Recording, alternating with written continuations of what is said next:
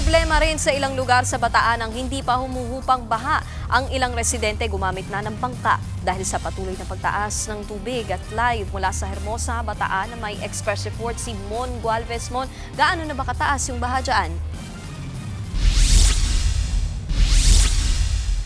Nikki, bandang alas 7 na umaga nang tumigil kahit papano yung walang tigil na pag-ulan sa malaking bahagi. Makikita sa likod ko, talagang lubog pa rin sa hanggang bewang o minsan umaabot na hanggang dibdib na baha sa maraming barangay gaya ng Hermosa. Malakas pa rin ang ragasan ng lampas bewang na baha sa barangay Almacen. Halos lahat ng bahay dito lubog sa tubig. Ang dibdibang baha o mahigit 5 talampakan pa rin ang taas.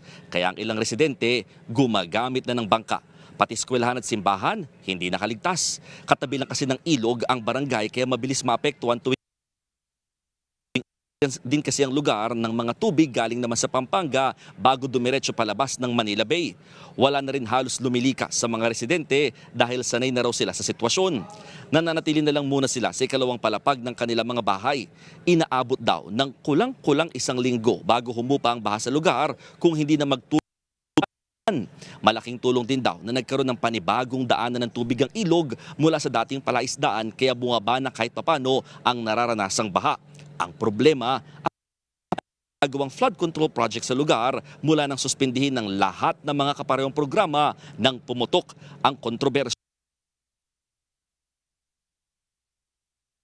Komunidad, pahirapan ng pagbiyahe dahil sa abot binti pa rin na tubig baha. Nikki, sa mga oras na ito, nakasakay ako dito sa isang bangka, dito nga sa Barangay Almacen dahil walang choice ang mga residente kundi gumamit na ng ganitong klaseng transportasyon dahil kung tutusin, kung hanggang bewang, hanggang binte, talagang kaya pang lakarin. Pero alam mo, yung bago ka makalabas sa may mismo papunta ng poblasyon at mahihirapan ka kasi talaga kita mo, malakas yung ragasa ng tubig, diretso na yan sa ilog. Kaya nga yung mga bahay talagang halos sarado na muna for the meantime dahil kailangan nila maglagay ng mga kanya-kanyang harang para hindi pasukin ng kanilang mga tahanan pero inaabot pa rin ng tubig kaya nananatili muna sila sa kanilang mga matataas na bahagi ng kanilang mga tirahan. Ito lamang ang pamamaraan ngayon ng mga residente rito. Tubig baha na inaabot hanggang 6 feet pa nga kung tutuusin dito sa kinatatayuan namin malapit sa Barangay Hall. Nikki.